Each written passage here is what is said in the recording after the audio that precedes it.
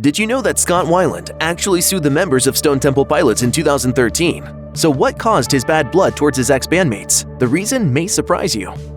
Despite only peaking at number 23 on Billboard's mainstream rock charts, Stone Temple Pilots' first single, Sex Type Thing, would go on to be one of the band's all-time classic recordings. But if you think of it, part of the reason behind its middling performance on the charts might have been due to the controversy surrounding its lyrics. The song was written in the first person, and as a result of this, many thought that Scott Weiland and his bandmates were glorifying rape, when their intention was the exact opposite. The frontman was, in fact, an advocate of women's rights, who wrote the song not about sex, but rather about control, violence, and the abuse of power.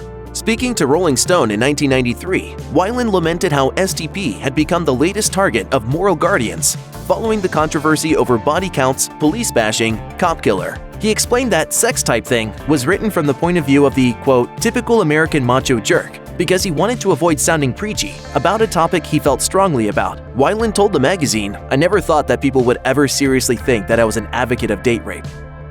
Being that they hailed well over 1,000 miles from Seattle and often had a sound reminiscent of the city's soon-to-be iconic grunge bands, Stone Temple Pilots got a lot of undeserved flack early on for allegedly chasing what was rock's most popular trend at the moment. It probably didn't help much that on their first two albums, Scott Weiland sang in a deeper voice than he would on most of STP's later releases, arguably making him sound a little too close for comfort to the likes of Pearl Jam's Eddie Vedder and Alice in Chains' Lane Staley. Perhaps the most famous diss thrown STP's way came from author Neil Strauss. In his 1996 New York Times review of their third album, he declared that the band had a reputation for being, quote, popular grunge imitators. This album, though, was the decidedly different-sounding Tiny Music, songs from the Vatican gift shop. The critical barbs kept coming, even in the early 2000s, when Observer called Weiland, quote, the talented Mr. Ripoff, for his early attempts to sound like Vedder. The publication then poked fun at how the singer's idea of a throwback STP effort on their 2001 album, Shangri-La-Dee-Da, was closer to throwback Alice in Chains. More pointedly, the outlet accused Stone Temple Pilots of not having any integrity and for generally trying too hard on the new record to diversify their influences and sound more eclectic.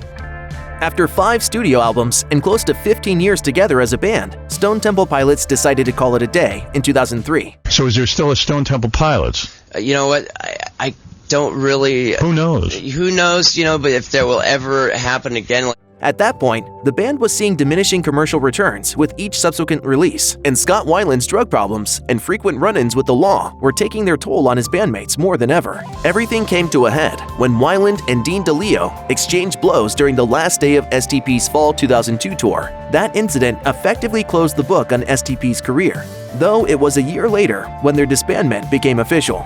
In an interview with Guitar One, Dean and Robert DeLeo delivered the news that no STP fan wanted to hear. They stressed that the decision was partly driven by the, quote, cheese factor of a band of men nearing their 40th birthdays trying to recapture glory on stage. Younger brother Robert then referenced the many times Weiland's drug use had threatened to affect the band's productivity, even during the recording of 1994's sophomore effort, Purple, and Tiny Music 2 years later. I think what we did offer Scott over the course of our career was the truth and honesty. The bassist told the outlet, drugs ain't a good thing. I'm not trying to be square, it got in the way. Denial's a strong thing. We all got very frustrated. During their time apart, the members of Stone Temple Pilots worked on various projects, with Scott Weiland most memorably fronting hard rock supergroup Velvet Revolver. But thanks in large part to Weiland's then-wife, Mary Forsberg, STP eventually got back together. They confirmed their reunion in 2008 by announcing a massive 65-date summer tour. Curiously, the announcement came about 1 week after Velvet Revolver fired Weiland for his erratic stage behavior and, quote, personal problems. Stone Temple Pilots' self-titled 6th album went all the way to number 2 on the Billboard 200 in June 2010, and for some time, all seemed well. Unfortunately, rumors began to swirl about 2 years later, claiming that STP had axed Weiland. The singer denied all of them, but on February 27, 2013, the band officially announced his dismissal through a one-sentence statement that didn't specify any reasons behind his firing.